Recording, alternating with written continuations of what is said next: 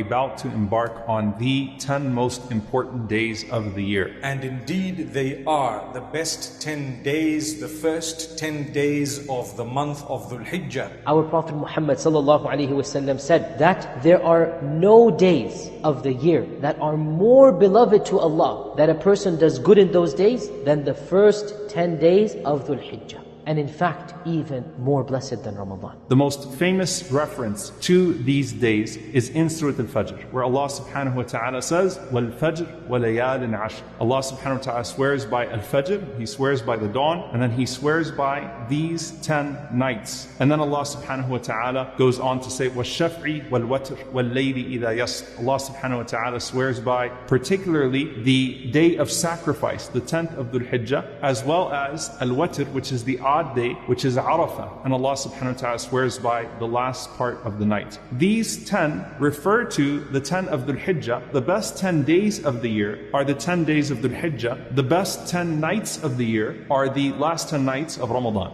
And some scholars said, actually, the 10 days of Dhul Hijjah are superior to the last 10 of Ramadan, both the day and the night. In another hadith, the Prophet ﷺ said, there are not any days of the year that are holier than these 10 days of Dhul Hijjah. Therefore, increase in doing good deeds to Allah. And Allah subhanahu wa ta'ala mentions the best time of those 10 days, which is Ash-Shaf'i wal-Watr. The 10th of Dhul Hijjah being the day of the sacrifice, and then of course Al-Watr, the best day of the 10 days, the best day of the year, which is the day of Arafah. And so just like when we talk about Ramadan, where when Allah gives you a great opportunity and the good deeds are multiplied, the sins in those times are also multiplied. Be very careful not to do anything to deprive yourself of the reward of Allah subhanahu wa ta'ala before you start thinking about the best good deeds to do. So the best good thing that you could do in Dhul Hijjah is to not sin, and particularly to not harm anyone else, because that's where the Prophet ﷺ specifically warned us. So then comes the question, which good deeds should we do? One of the best things you could do is to seek the forgiveness of Allah. We made all of these promises in Ramadan, we made all of these Ramadan resolutions, and we definitely, to some extent, have missed some of it. Dhul Hijjah is close enough to Ramadan to where you still have an element of that where you can recapture it. And so if you are sad over what you missed in Ramadan, this is the best time to make tawbah to Allah subhanahu wa ta'ala. The best time to repent to Allah. The best time to say, you know what, that obligation that I struggled with, that I was going to start doing in Ramadan, and I was not able to do so, I got weak. Let me try to do it again in Dhul Hijjah, and let me try to make it permanent this time. This is the time if your Quran has collected dust, or your Quran app has not been reopened since Ramadan, this is the time to say, you know what, let me get back to my recitation of the Quran. The second good deed that we can do is to fast in these days. And fasting is a very blessed thing to do in any time of the year, but especially in this time of the year. Because the Prophet ﷺ said, fasting on the day of Arafat will be credited with Allah subhanahu wa ta'ala for forgiving one's sins of the previous year and the following year. You're supposed to fast on the 9th of Dhul Hijjah. It will forgive your sins of the year before and the year after. The third thing that we can do is extra dhikr, takbir, saying Allahu Akbar, and saying La ilaha illallah, and saying Alhamdulillah. So the Prophet ﷺ says, increase within these 10 days, saying La ilaha illallah, Allahu Akbar, Alhamdulillah, and Subhanallah. My brothers and sisters, we must try to be charitable during these days. And the Prophet ﷺ says to us that there is no day in which Allah subhanahu wa ta'ala sets free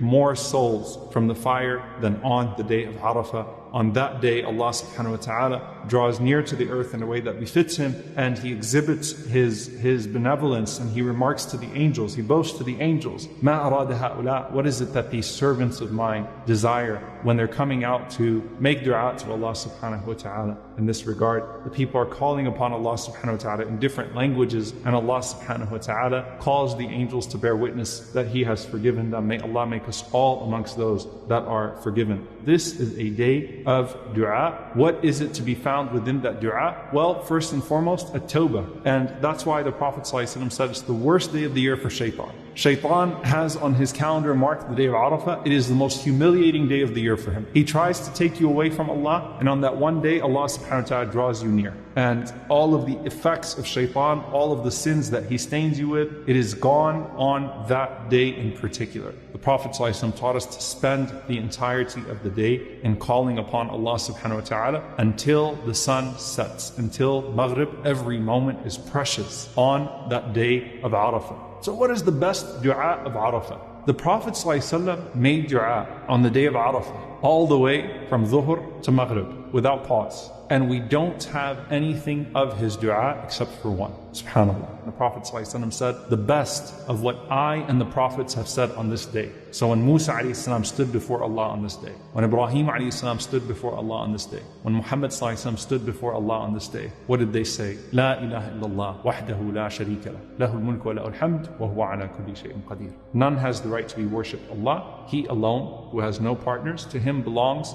the dominion of the heavens and the earth, and all praise. And He has power over all things. Make sure that you say it at least 100 times, bidnillahi ta'ala, on that day.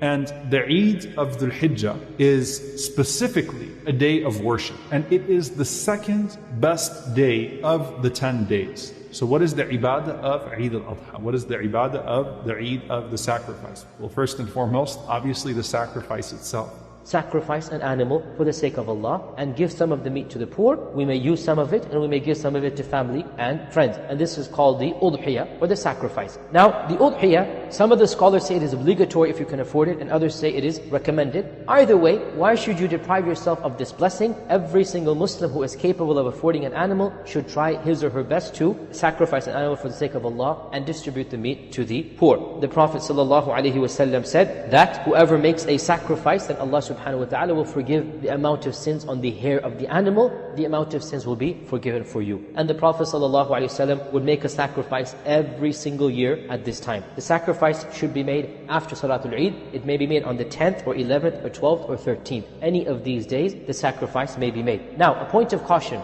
If you do want to sacrifice an animal, then you should avoid trimming your nails and cutting or clipping your hair or shaving your hair. Avoid it to show respect to Allah subhanahu wa ta'ala. Avoid doing this for the 10 days before the sacrifice. You should pray the Eid prayer. And the Eid prayer is obligatory. It is not just sunnah. It is obligatory on every single Muslim, male or female, on the 10th of Dhul Hijjah. So dear brothers and sisters, don't limit the mercy of Allah upon you. Don't limit the good deeds that Allah subhanahu wa ta'ala has given to you.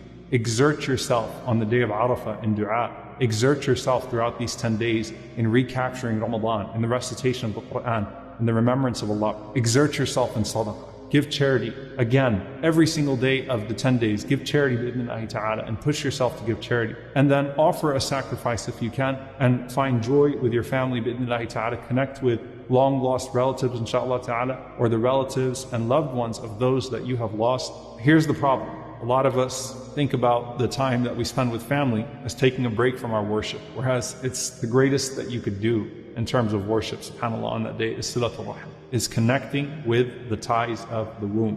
And Silatul Rahim does not just refer to your immediate family, though that is who is immediately implied, okay, and included. So your parents, if they're alive, if they're not alive, maybe you give sadaqah on their behalf. You call their friends, you call their relatives. That's one of the ibadat that the Prophet ﷺ taught us, to maintain the ties with the loved ones of our deceased loved ones. Who would your parents typically have called if they were alive, if they were still with you this Eid? You call them instead and say, I know that my mother or my father used to keep up with you on the day of Eid. Send them something, greet them, whatever it may be. And bi'idhnillahi ta'ala, that will all be a form of blessing. I pray that Allah subhanahu wa ta'ala accept these 10 days from all of us.